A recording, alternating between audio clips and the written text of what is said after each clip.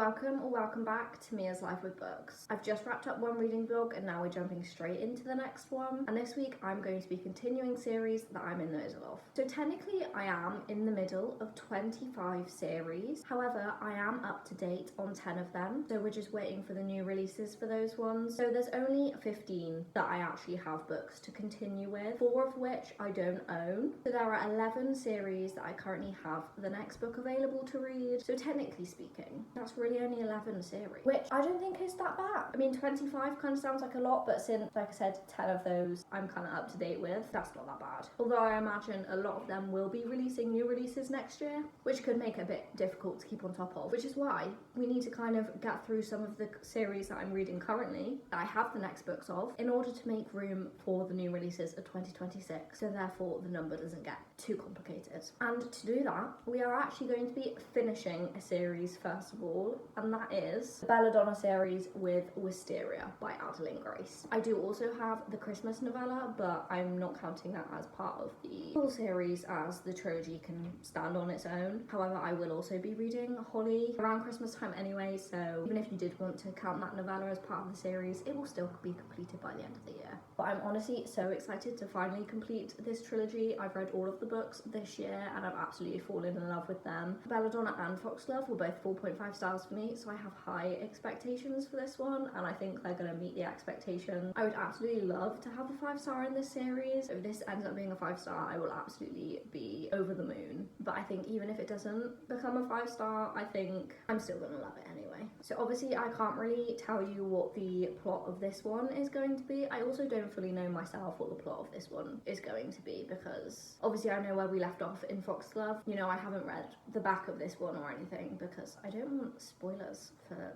what's going to happen. I'd rather just read and find out. I can tell you what Belladonna, the first book in this series, was about. Essentially, in Belladonna, we are following Signa Farrow, and Signa Farrow can see death. She has a very unique relationship with death, and throughout her life, she has found that a lot of relatives and people who have been looking after her do end up dead. However, a lot of the time, they're kind of a bit neglectful. They're not very good people. But either way, Signa's thinking, why is everyone around me dying? And because so many of her relatives keep dying, she then gets sent to live with her uncle and her cousins, and she will do anything to make sure that this time around none of her relatives end up dying. However, when Signa gets there, she doesn't entirely feel welcome at first, so we kind of follow her settling in. And there's also kind of a theme of Signa not obviously wanting her past to catch up to her. She doesn't want to be known as the person whose relatives keep dying around her. However, her cousin Blythe is severely ill, but Signa actually thinks there's something a bit more to this mystery illness. So she begins to investigate with the help of death. I feel like that was a bit of a bad explanation. It has been a few months since I've read Belladonna and a few months since I've had to explain what the plot is, so that was quite a higgledy-piggledy thing just from my memory. So I don't think I did it justice. But this series is honestly amazing and I think you should just read it. If you love gothic fantasy, if you love mystery, if you love romance, it's all of that in one. So you need to pick Belladonna, and I need to pick this one up and start reading it. So I am pretty much halfway through Wisteria, and I don't know if you can tell, I have a very bad cold. I say very bad, it's all things considered, it's not that bad. It's literally just all centered in my nose. So if I sound a bit nasally, that's why. It's just been like blocked but also runny and burning a bit, but like other than that, I feel fine. Like, I touch wood, don't have any throat problems, I haven't been coughing. It's literally just my nose, so I'm hoping I'll get over it in a couple of days. But that is why I didn't update yesterday, just because I was at uni and then I came back and I just did not feel up to filming, so I just kept reading. But I am loving this so much. I just love this series so much. And I've realised there's not actually much I can actually say about what's happening in this book, just because the very premise of what happens in this book is a big spoiler for the end of Foxglove. So I can't actually really say what's going on, but I will say that in Belladonna we are following Signa from her point of view, and in Foxglove we follow Signa and one additional additional perspective, and Wisteria follows that additional perspective. So we don't have Signa's point of view in this one anymore, which I am missing a lot because I really love Signa as a character, but the other character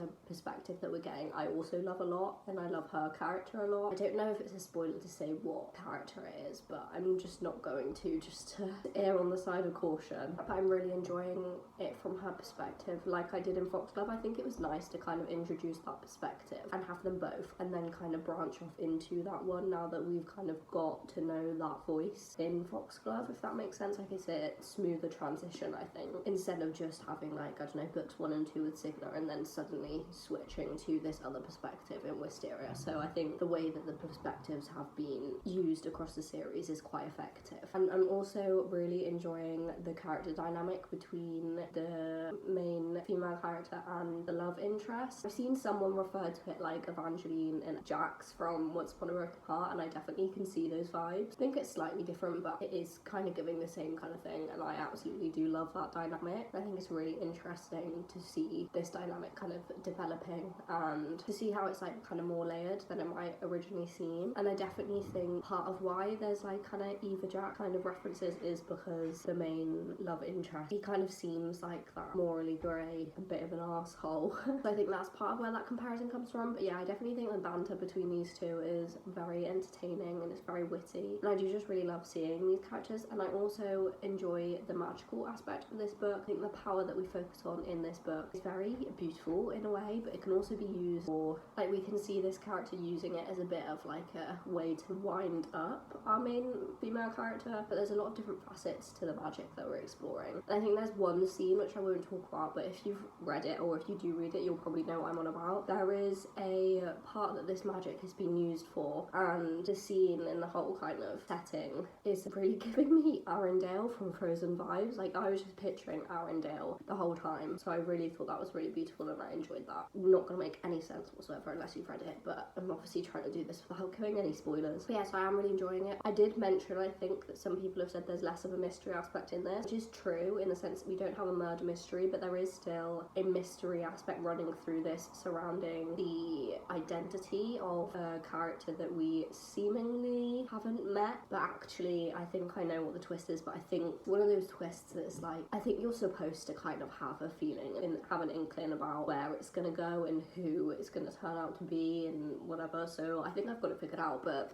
I'm not reading it for the mystery, like, oh, I wonder who it's gonna be, because, you know, you just know. And I think it's very clever the way that it's been led to that. So it might not have a murder mystery, but I'm still enjoying it anyway. I still think it's the perfect blend of genres that is kept up for the series anyway. I think now that I love the world and the characters so much anyway, I don't necessarily need that super gripping murder mystery plot to keep me engaged anyway, because I would just literally read anything from this world and these characters. And although you don't have Signa's perspective, you do still see Signa in certain scenes, which is nice because I love seeing Signa, as she is one of my favourite characters. So yeah, overall I'm really enjoying it so far. I'm hoping to read a lot more today. I'm literally not doing anything all day, pretty much all weekend, just because obviously recovering from this cold, and also I don't really have many plans anyway. I was going to go to the gym today, but I think I'm going to give it a miss. I'll see how I feel tomorrow, but again, if I feel like this, I probably won't bother. I might go Sunday instead, but again, it depends how I feel. But yeah, so hopefully I'll get a bit more reading done today, but I'm really enjoying it, and I think it's going to be the perfect end to this series. It is the next day. I'm in the same place, but I am feeling a little bit better. It probably doesn't sound like it because my nose is still blocked, but it has gotten a lot better than it was. So I don't know if I mentioned it, but Thursday was when it was at its worst, and then yesterday it was kind of like it was getting a little bit better, but today, like, it's gotten even better. Like, it's still there, but you know, we're getting better. And also, I didn't finish this like I thought. I don't think I mentioned that I was gonna try and finish it yesterday, but I ended up binge watching all 4 of the Stranger Things episodes that came out. So I watched all 4 of them yesterday, which obviously was like nearly 5 hours of TV, and I watched it all in one go. So I didn't read as much, but I still read a decent amount. I read like 150 pages yesterday, so it was pretty much like a normal day of reading. And now I only have like 85-ish, like somewhere around the 80-page mark left in this book. So I just thought I'd give another little update. And now I'm thinking about it, it's like, do I actually have that much to say that I can say without it spoiling? Because obviously, as I mentioned, it's the last book in the trilogy. I definitely mentioned before about how I was really enjoying some of the magic we were exploring in this book, and there was a scene that reminded me of Arendelle from Frozen. There was also a scene that was talking about this amazing amazing like library room, and that's the room that I want in my future house. It's just this library full of books, and the vibes of that were just immaculate. So I am really loving like the descriptions and also kind of the immersion that you get into this world, because the descriptions, especially worlds that are being created within the world of the book, if that makes sense. And I'm still absolutely... Why has the sun just decided to do that? Why are we doing that? Why?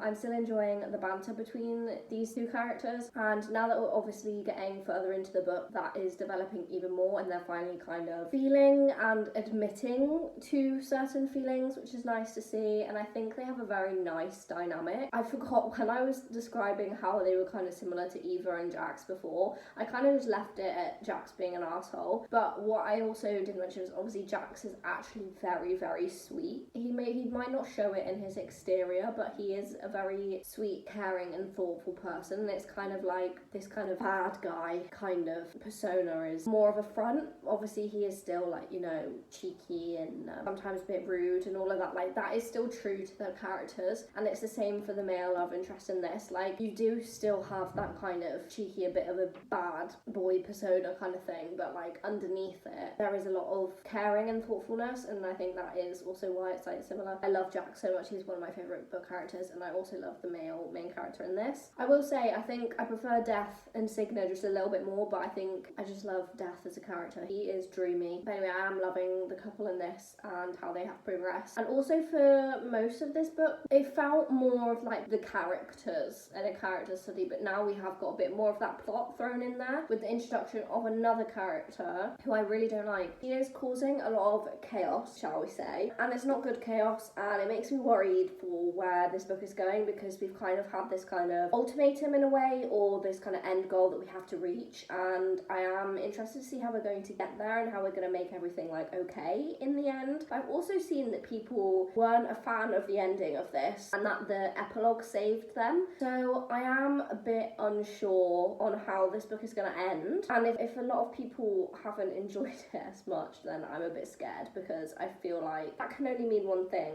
sadness, and I'm very attached to all the characters, so I don't want it to be a bad ending or a sad ending, so I am a bit nervous for where we're going with that, but I'm excited to just sit down and finish it now. I honestly do just love this world and this writing and the characters. Everything about this series is just amazing, and I love it so much. I won't lie, like it's not giving me 5-star feelings, but I do think at the moment it does stand again at 4.5, just like Belladonna and Foxglove. I do think while it's giving the same rating, I still think Belladonna is my favourite of the three, but it is giving me 4.5 vibes. I'd assume it will probably end up staying at 4.5. Worst case scenario, if I really dislike the ending, then it might go down to a 4, but 4 is still a great rating, and that's not going to hinder my love for the series overall, and I will still have loved this book as well. I will get back to you obviously on the rating for that, but at the moment it's giving me 4.5 stars, so like I said, not sure it's going to be the 5-star that I kind of wanted it to be, but it's okay that it's not. Overall, it's one of my favourite series anyway, whether it's a 5-star or not. I'm just going to sit down and finish it now, and I will get back to you once I've finished it. I have now finished Wisteria, even though my bookmark is still in it, which now means I have completed the Belladonna trilogy. Of course, I still have the novella Holly to read, which is like the little Christmas novella. As for the actual trilogy as a whole, I have now completed it, which makes me really sad, because I genuinely loved this series so much, so the fact that it is over is really upsetting to me. Although having Holly does kind of soften the blow a little bit, because I know I have got at least a tiny bit more content in this world and in these characters to enjoy and to love. But yeah, it's definitely bittersweet to have finally finished this series and this book. I obviously read the entirety of this trilogy in this year, so being able to like go on this whole journey this year has just been amazing, and it really has become one of my favourite series of all time. I was correct in saying this was going to be a 4.5 stars in the last clip that I filmed. This is a 4.5 stars to me, and I do still think I did prefer Belladonna, but I actually loved the ending of this. I can understand why people didn't enjoy it, because it was sad. It did make me well up. I did feel emotional, and it may not have been the way that I personally wanted to end it, not including the epilogue. I feel like it makes sense for people to say the epilogue saved it, because that kind of does get a bit more of the resolution that you would perhaps be wanting to get, whereas the ending as it stands has without the epilogue. I can definitely see why people would want to have it end a different way, but I think it worked really well for the characters, and I think it just truly demonstrates the love that these characters have grown to have for each other, and not just the main couple, but kind of the group of characters that we have as a whole. And like I said, it made me emotional, so it has that impact. You know, not every book can just have a clean resolution where nobody gets hurt or nothing bad happens. Like, I think sometimes there needs to be a little bit of tension in a resolution, if that makes sense. Like, even with the way that ended, everything was still wrapped up and everything was kind of ended. Like, it was a satisfying ending in that sense. It was just obviously the fact that the way it ended was quite upsetting, and yeah, perhaps not the way that you would envision it ending, maybe, and I don't know if that makes sense. But yeah, so it made sense as an ending, and I think I actually did really enjoy the ending, especially because we did get that epilogue, so we do have that extra resolution anyway. So I think in the end you can go away feeling kind of whole and complete about it. But yeah, I definitely think sometimes it is important to not just have a everyone lives happily ever after, like a very easy happy ending. I think, yeah, you did have to work a little bit more to get that happy ending in the epilogue. I think sometimes that's nice. I don't think you should always just have everything handed to the characters on a silver platter and make it easier, because that's not what it's like in real life, especially if you think about the fact this is like a magical, fantastical world. And if nothing is simple in normal life, why would it be simple in a magical world with loads of other different factors playing in, especially with the type of characters these are? Using death as an example, though obviously he wasn't the focus of this book, but because his character isn't a spoiler, since he's in the first book, I can use him as an example. But you know, like these kind of big ideas kind of reimagined into real people, like having characters that have a lot of influence in what they do and what they represent. I think obviously it makes sense for things to not be as simple as just making one decision and then it all being perfectly happy and everything, if that makes sense. So I actually think the ending was really good, and I loved every second of this book. I honestly really did, and loved every second of this series, and I definitely am looking forward to reading Holly around Christmas time. That will definitely be a December read for me. Yeah, I truly loved everything about this book, everything about the characters, everything about the world. I just think this series is so beautiful, and I will never stop recommending it now. I also love the covers. Obviously they all have kind of very similar vibes. I think they're absolutely gorgeous. Sorry, that was a bit random. But yeah, overall I'm very pleased with how this ended, and it was very satisfying to me, although I am now a bit upset that it is over. So those were my thoughts on Wisteria, and now we're going to move on to continuing another series. This next series that I'm going to be continuing is the Foul Lady Fortune series. Now, while this is a duology, it is a collection of novellas. I think there might actually just be 2 novellas, but that's called Last Violent Call, and that is in between the first book, Foul Lady Fortune, and Foul Heart Huntsman, so you have to read that in between. So that is the next book that we're going to be reading in this vlog. I've heard lots of very good things about these novellas, and also I do think I've heard that they are important in bridging the gap between the These Violent Delights duology and the events that we have already had in Foul Lady Fortune. I think it connects a lot of things together, especially with certain reveals that we had during Foul Lady Fortune. I think it draws some things together. In the next update, I feel I will give you guys a synopsis on Foul Lady Fortune, so don't worry, that will be coming. Yeah, I'm excited to continue this, because once I've read this, then I can read Foul Heart Huntsman, although that probably won't be read in this vlog, but at least then, you know, it's ready to read. And I just love Chloe Gong's writing so much, so I'm definitely looking forward to reading these novellas. I don't know how fun this angle is, but I'm feeling a bit lazy, shall we say, and don't really want to move from my bed, so this will have to do. But I'm coming in to tell you that I have already read the first of the 2 novellas in Last Violent Call, and the first one was called Foul something. It was called A Foul Thing, so I've read that one. The next one is This Foul Murder, which I will be probably starting before I go to bed, but I'm a Celebrity is going to be coming on in like 15 minutes, so I'll watch that first, and then I shall, like I said, start this before bed. So before I get into my thoughts, I promised you guys a synopsis of Foul Lady Fortune, since this collection of novellas comes in the suggested reading order between Foul Lady Fortune and Foul Heart Huntsman. But first, I'm just going to recap on the premise of These Violent Delights, which is the first duology set in this universe. And that one is essentially Romeo and Juliet set in 1920s Shanghai, so it's got an amazing setting. And basically, Roma and Juliet, they are in rival gangs in Shanghai, and then their paths have crossed obviously many times over the years, but they are kind of forced to work together when this monster is seeming to have been let loose on the city. They have to try and work together to find out what's going on, as obviously it's impacting both of their gangs. So that is the These Violent Delights duology. And then without any spoilers, the Foul Lady Fortune duology follows a character from that duology called Rosalind, and something has happened to cause Rosalind to have certain abilities which lend herself to be an excellent assassin and an excellent spy for the country. It is also set a few years after These Violent Delights, so we're kind of following the aftermath of what happened there. As mentioned, Rosalind has these abilities, so she is this assassin, and one of her missions, she has been essentially paired with this other spy called Orion, and they have to pose as a married couple to get to the bottom of this string of murders that has been happening. And as mentioned, these novellas piece together a gap kind of that were left between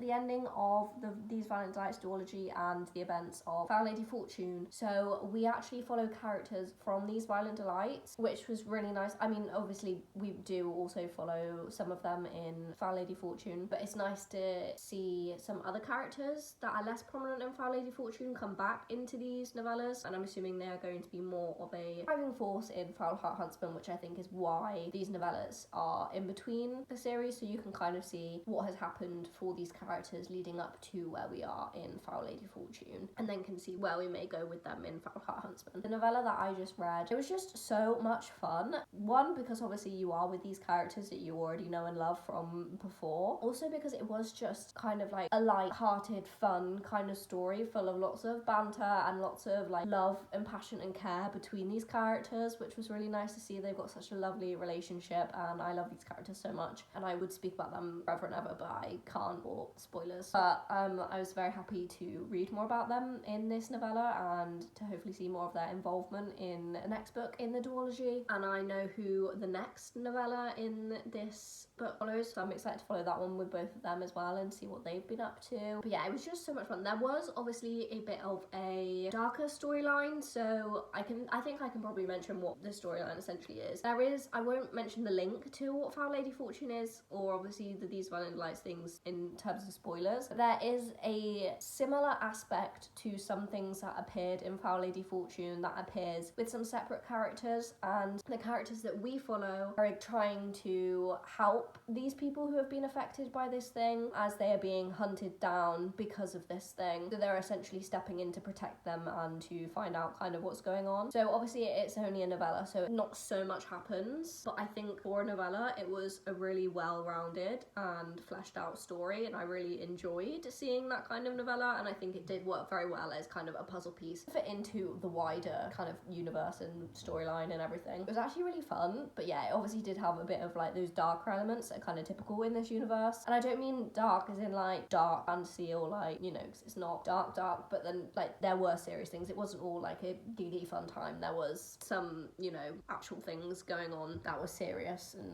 you know, like violence and all of that sort of thing. It was very funny though, it was very witty. I think within the relationship dynamic, it is just very funny the way they tease each other, and some of the certain things that are said were making me laugh, and like I said, because you already love the character so much, it was just fun in that sense. I had a really good time with that. I really enjoyed it, and I think I'm going to enjoy the second novella as well, so I'm excited to get to that. It took me no time at all to get through it. It was like 130 pages, and I'd assume the second one is kind of a similar length, so I probably won't finish it tonight, but tomorrow morning will probably be a good time to finish this one, I think. As far as novella goes, I would say it was like probably perfect and I didn't have any complaints. So in novella standards, it would probably be a 5-star. Just that individual novella. Obviously I haven't read the second novella yet, but because again it is novella, I feel like if the other one is as good as that, it will probably be a 4-star overall, just because, I don't know, I find rating novellas so difficult because I feel like there's not enough for me to be like, oh, that was a 5-star. Do you know what I mean? So I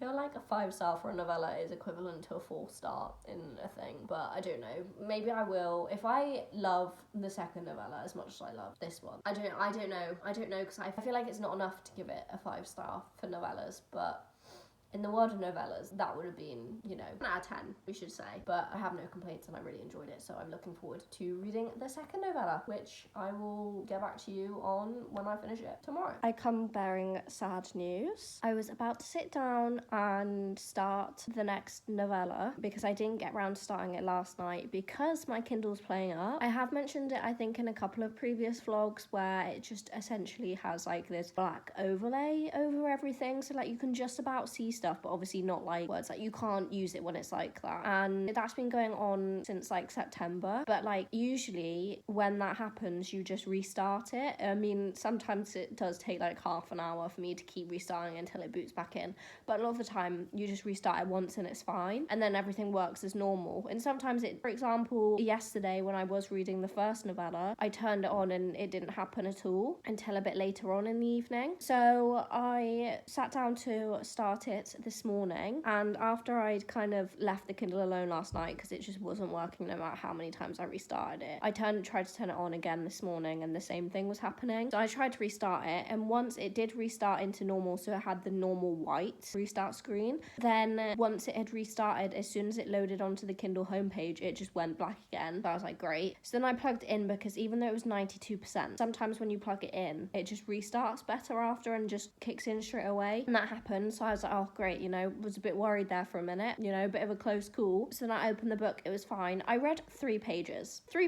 and then I swiped and the text overlaid. Sometimes when that happens, I can just swipe back and then like it'll be normal. That didn't happen. Everything just kept overlaying. I tapped the thing to kind of exit and it just still overlaid on top of the text. And I was like, great. I thought I'll turn the screen off. Hopefully, you know, that'll fix it. I turned the screen off, it then turned black. Then I turned it back on and it was dark again and everything. And since then I have not been able to restart it. So I have decided that it's probably time that I'm gonna have to just get a new Kindle, because obviously this has been going on since September, so 3 months now this has been happening, or 2, because it was kind of the end of September where this started happening, but like, you know, 2-3 months this has been happening. Also, may I add, as I mentioned when I mentioned this thing previously, I have never done anything to damage my Kindle. Like, I've always taken great care of it because it is one of my most prized possessions. Like, I love my Kindle so much, so I've always looked after it, and nothing had happened around that time to cause this issue. And like I said, once it restarts and kicks back in, everything works perfectly as it should do. So it's just very odd that there are no other issues apart from this happening. But I think it's just been on a slow decline, and yeah, clearly it's just packed in. I don't know, but I've decided even if there's a chance that it does come and start working normally again, like, it's just gonna keep happening. So I think I'm just gonna have to bite the bullet and get myself a new one, which is unfortunate, especially because I've only had this one for just over 2 years, so it's pretty much still new, considering I'm pretty sure it's like at least 7-8 years for Kindle Paperwhite life. So it's obviously only living up to like a quarter of its lifespan, which is very upsetting. Yeah, I think I'm gonna have to be buying a new one, which is unfortunate, but I'm hoping I can grab one today in the Black Friday deal, because that saves £35. So yeah,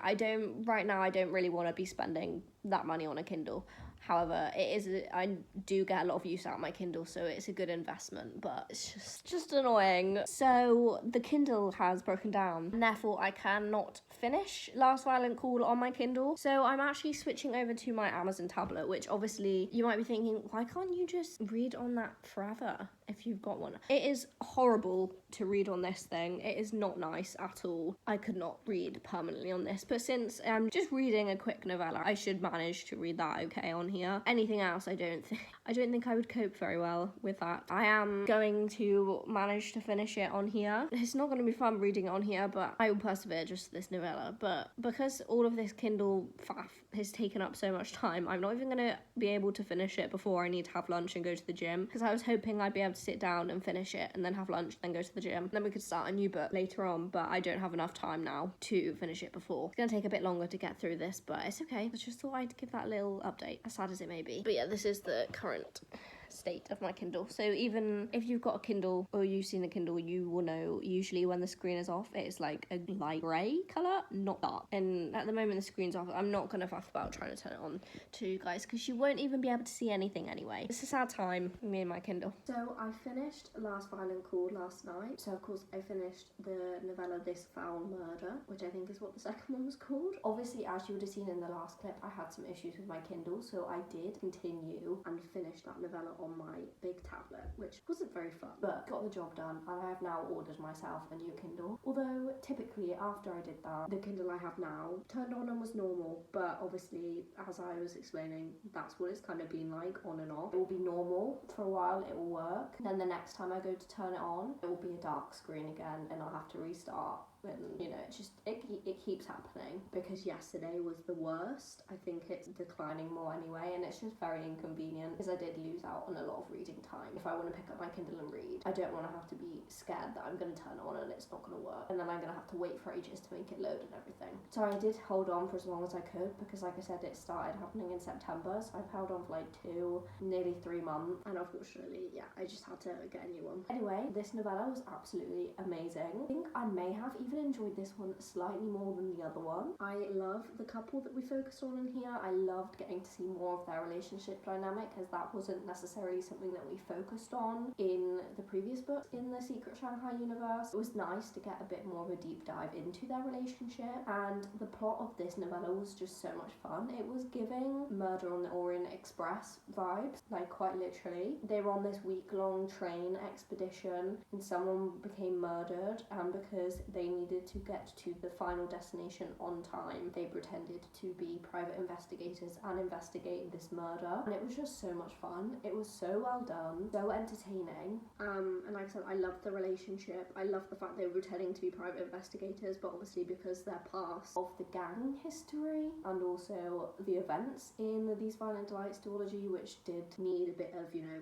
detective work going on, albeit they weren't the main characters, they still had certain jobs to do, so they were actually quite good at this private investigation. It was very entertaining, and again, it continued to wrap up and set up some things for Foul Heart Huntsman, and then obviously wrap up some things from prior to Foul Lady Fortune, and also kind of, yeah, the gap that I've been on about when talking about this book. So it was absolutely amazing, and I loved it so much. And I think because I love this one so much, I'm actually going to give Last Violent Call as a whole 4.5 stars, because I just feel like, again, it feels weird to give a novella 5 stars, but 4 stars doesn't feel like enough for how much I loved these novellas, so I settled on a 4.5 stars, which I think is great, especially for a novella like that. Is a great rating. So yeah, I absolutely love that one, and now I am even more excited to start Foul Heart Huntsman, knowing that I'm going to see all of these characters again, all in the same place, and we're going to get to the bottom of more mysteries and more fantasy elements, which is fun, and I just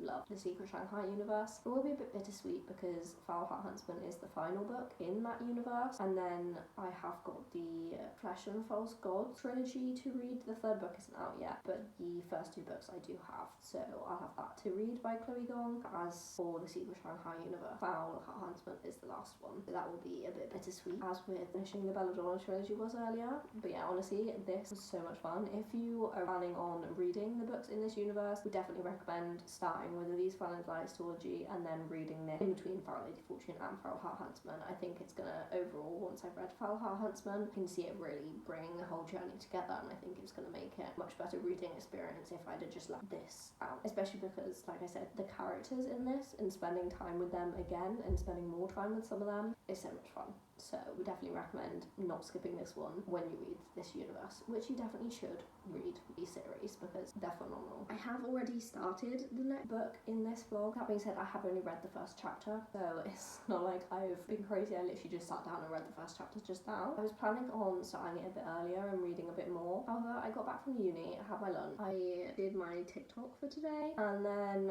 felt like having a nap, so I did, and that nap was nearly an hour and a half, so kind of limited my time a little bit, but no, that's okay. Anyway, the next book that I'm going to be reading is, you can actually see it here, and that is The Gilded Cage by Lynette Noni, which is the 2nd book in the Prison Healer trilogy. I'm so excited to finally be reading this. To be honest, I didn't read the Prison Healer that long ago. It was in my TBR prompts, choose my reads for a week video, I believe, which was my first reading vlog that I did. So I suppose it was a couple months ago maybe now that I read that. Could have been the start of October. It might have just made it into September. It was wasn't that long ago, but it feels like I've read a little book in between finishing that and starting this one. So I'm glad I'm finally starting it, because the way that the Prison Healer ended, like everyone always says, the ending is so shocking. It just has a final twist literally in like the final line that just completely will blow your mind. But it's just such a good twist and a very well done twist, and it makes sense, but like there's no way you could see it coming, or at least I didn't see it coming. So I kind of, after finishing that, wanted to jump straight into this book, but I just couldn't because of other vlogs I was doing and things like that. But now I'm glad that I finally have a chance to pick this up. Wisteria and this book was one of the reasons why I chose to do a continuing series reading vlog, because I was really in the mood to read both of these books. So I thought it's a perfect opportunity to do a continuing series reading vlog. Like I said, I've read the first chapter and already I'm enjoying being back in the world with the characters, and I think this is going to take a very different route to the first book, because in the first book we were focused in on the prison Zalindov, so that was the main setting, and we essentially followed our character Kiva Meriden, who was the prison healer. She was brought into the prison as a child with her father, kind of like her was a wrong place, wrong time kind of thing. They brought her in, so she grew up in this prison, and when her father passes away, who was the prison healer, she takes on that role, and her main role is to kind of bring the new prisoners in and kind of get them ready for the prison, you know, and also just be there for the inmate through any illnesses in any ways that she can. And because she's in charge of the new inmate coming in, one day the Rebel Queen enters. The Rebel Queen is going to have to stand for these trials called the Trial by Ordeal, and it's essentially a group of trials which are based on the element, and if she survives them it means she can go free. If not, then she's most likely going to die trying, essentially. And the Rebel Queen is not well enough to take on these trials, so one way or another it ends up falling on Kiva to take part in those trials. So that is the first book, and it was amazing. I gave it 4 stars, but I really loved it. Like I said, that ending was insane. The ending probably might have hiked it up a bit closer to a 4.5. I think it's one of those books that I said if I did 4.25 ratings, that would be one of them. But anyway, it was a 4-star, but it's very good. So now, because of how the first book ended, the world is expanding a bit more, and it's going in a slightly different direction to the typical kind of trials fantasy vibes of the first book, which should be very interesting, and I'm intrigued to see where we do go for this one. And I think it's going to be fun to be introduced to some more characters potentially, and also to continue spending time with the ones that we had in the first book and seeing certain relationships develop and continue to grow. I'm very much looking forward to reading more of this. So I haven't updated in a couple of days because I started this book on Monday night, and then Tuesday I was at uni from 9:30 till 3:30, and then my boyfriend came down and he was here obviously for the rest of Tuesday night and then most of yesterday, which was Wednesday, and then I just didn't really film in the evening because I didn't have that much time anyway. But here I am to update, and because I haven't updated in a few times, obviously I have been reading a little bit. I didn't read as much yesterday because obviously Sam, my boyfriend, was here, but I am on page 229, so I've got like 200 pages left. I actually think it might be exactly 200 pages actually. Yeah, I've got exactly 200 pages left because this is 429 pages, so I'm basically a bit over halfway, and I am loving it, guys. It is so much fun to be back in this world, but also to be exploring more of this world and not just being in the prison setting of Zalindov, which, while that was such an atmospheric and intense setting, which did lend itself to a lot of interesting things plot-wise and also character development-wise and everything like that in the first book, I'm glad that we're now expanding beyond that, because it obviously makes the setting and everything even more atmospheric because you've got more kind of layers to everything and you're seeing new places and also meeting new people. There are a lot of new characters in here, and some of them I am really enjoying. I can't really say who these characters are, but I am definitely enjoying getting to know new characters as well, and they're adding new and interesting dynamics to the book, and also getting to know some characters that we did meet in the Prison Healer but we didn't get to know as well as we're getting to know them in here, so that's nice as well. And I think this book is really interesting because, without spoiling anything, Kiva, our main character, is essentially facing just this huge dilemma the entire book, because she has to kind of make a choice between two different paths that she could take in her life with different people. Not in like a love triangle way, like there's not a love triangle, but like as in with different people, as in different groups of people. Yeah, I can't really say more than that, but I think this dilemma is really interesting to see how it's playing out in her head and kind of the battle between her heart and her head, which also sometimes share the same opinion, but then also they're also sometimes a bit different. So there's definitely a big dilemma, and it's going to be very interesting to see where she ends up going in the end. I mean, I think you kind of know where eventually she'll end up, but I don't know whether that will be in this book or whether that decision will be made in the last book in the trilogy. So for now, I'm just intrigued to see how it's going to keep playing out. Yeah, we shall see. I feel like this one, while I also think The Prison Healer was very character focused as well, I think it had a bit more of the plot going on, whereas in this book I feel like the plot is less central, perhaps, because I think obviously in The Prison Healer we had the trials, so we had that kind of main plot element that took up a lot of time. Well, it didn't take up a lot of time, but it took up more time than the kind of plot that we're having here. Like, this is more like kind of either dealing with that dilemma, but also, you know, we're exploring more characters and more places, which is related to that. So we are, obviously there is a plot, there is a main goal that's happening, and we know kind of what's happening, and there are events happening, but I think it's just a case of the events here are more like slice of life kind of,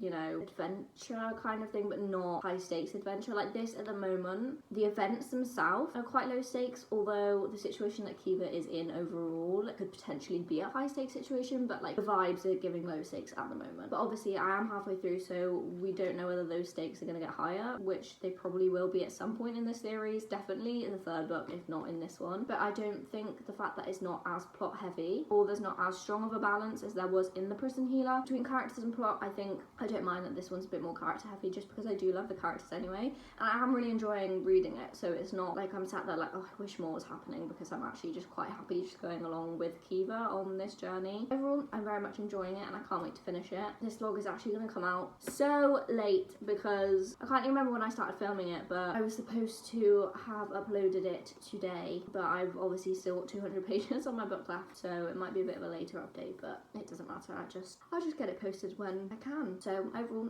very much enjoying it, and I can't wait to see what happens next. I have literally just this like second in the last like minute finished this book. What? But I'm actually so angry. I am so angry. I want to scream and cry. What was that ending? It was great. It was an amazing ending. I'm really angry because that's not what I wanted to happen.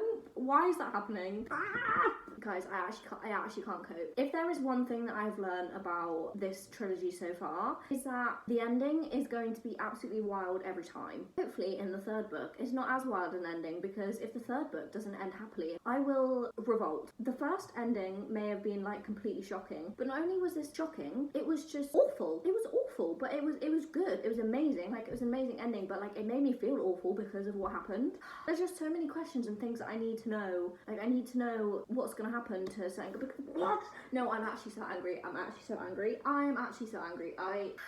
The last 50 pages of this book was just crazy, and I'm fuming. I'm actually fuming, because how could these characters do this? How have we got here? How have we got to this ending? Because what? I don't think I've ever felt as much anger at a book as I have this, and not in a negative way, because I think obviously the reason why I'm so angry is because Lynette Noni has done an absolutely phenomenal job at making me care for these characters so much, and making me feel so invested in these characters and this storyline, that it has had this effect on me. So it's absolutely crazy. I may have to start The Blood Traitor straight away. I'm not even joking. I think I may have to do that, because I cannot sit knowing that this is where we have ended up. I think I am going to read The Blood Traitor right away. I've got the book, so there's nothing stopping me from it. I just need to read it. I just need to read it right now. I'm not even joking, because what was that? I'm absolutely loving this trilogy so far. I love it so much. Again, it's kind of similar with how I felt with The Prison Healer, where I felt that the ending was so so good and so amazing that it made me want to boost the rating up more. I ended up giving The Prison Healer 4 stars, and I do think overall I felt the same about The Gilded Cage as I did The Prison Healer. So I think I'm also going to give this one a 4-star, but the ending, that last 50 pages and everything, does make me want to boost it a bit more. But like I said when I was talking about The Prison Healer, I think overall it is a 4-star, but it is a high 4-star. And like I said with The Prison Healer, if I did 4.25s, that would be a 4.25, and I think that would be the same case with this one. However, I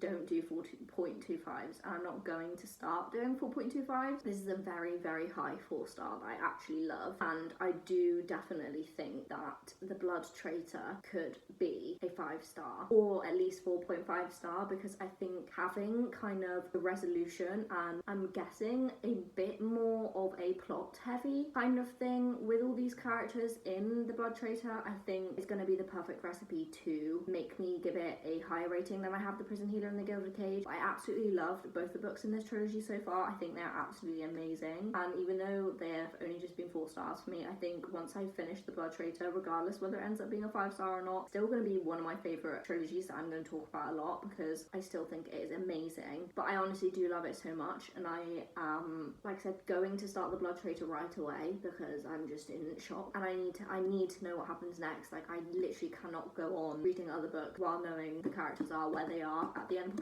No, guys, it actually makes me so angry because it's not even just one character that has been affected badly. There are multiple characters that have bad things going on with them, and it makes me really angry because I actually just love these characters so much, and this is not what I wanted for them. I need to find out what happens, and I need to get to the end of The Blood Traitor to hopefully where everyone is okay and well, because part of the reason why this ending was so wild, like with The Prison Healer, is because there was a big twist that I did not see coming, and that also makes me very angry because, not that I didn't see it coming, but it makes me angry because I can't believe that this character has done that, and I don't like it. I loved this book so much. I loved that ending, even though it has made me so angry. But I am going to be starting The Blood Traitor this evening. However, it's not going to be part of this vlog, so you'll have to tune into my December wrap-up. I honestly do not have anything bad to say about this series so far. It just hasn't given me the 5-star feeling vibes, which is not a bad thing. Like, I can still absolutely love a book so much the way I'm loving this series. I also loved seeing more of all of these characters and the new characters we got. I loved seeing the relationships changing, and like I was talking about this whole dilemma situation, I will say the dilemma situation kind of did get resolved, which I wasn't necessarily expecting it to be resolved in the way it was resolved, in the time that it was resolved, if that makes sense. Like, for some reason I thought this dilemma would be something that carried on. I mean, that's not to say there isn't going to be more fallout surrounding the choice that Kiva made, because I think there definitely will be, and there already is, and there is also fallout from